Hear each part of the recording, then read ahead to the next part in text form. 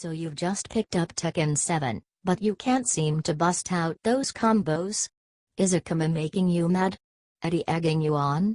Whatever the problem is, if you're just starting out, you should definitely keep these Tekken 7 tips in mind. Practice, and you'll become the next king of the Iron Fist.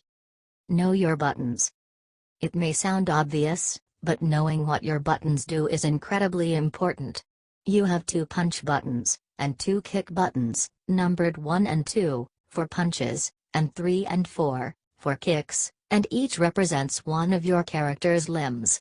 Each of your moves is altered if you input a different direction too. For example, many characters have a launcher set to down, forward, and punch. Learn your launchers. Launching opponents into the air is incredibly important. This is the main way you'll be comboing and doing damage. Head into practice mode and make sure you understand how all of your launchers work, whether they hit middle or high, so you know which to use when you see an opponent either standing or crouching. The next step is experiment with juggles. If you pop into your move list, somewhere near the bottom you'll find a few sample combos, just a set of inputs for you to perform to show you how your moves can be used. Learning these, and then experimenting from there, is a great way to learn your character.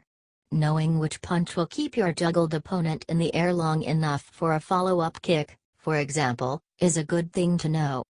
If you want an easy juggle combo, a launcher can usually be comboed into standard jabs, 1, pressed intermittently, then you can mess around and see which of your moves will keep your foe in the air for longest.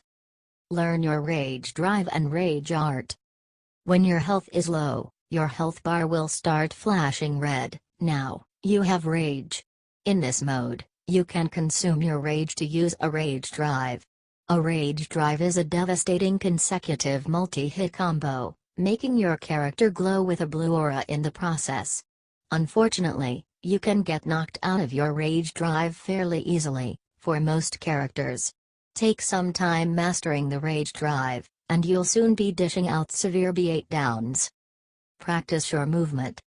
Tekken is a 3D fighting game, unlike most of the big fighters out there, and so movement on that 3D plane is important. Any Tekken pro will tell you how long they spent learning to wave dash perfectly, wavedashing being the name for rapidly navigating the battlefield with short dashes and sidesteps.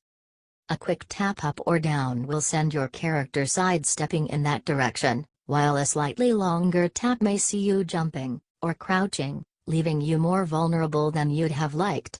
In order to avoid these situations, put a good amount of practice into sidestepping and dashing forward and back. It might sound obvious, but it's more necessary than you may expect for those ranked games. Parry those lows. Most of the attacks you'll be hit with, and throwing out, will be mids and highs, meaning a standing guard is best most of the time, but those pesky lows can still get in.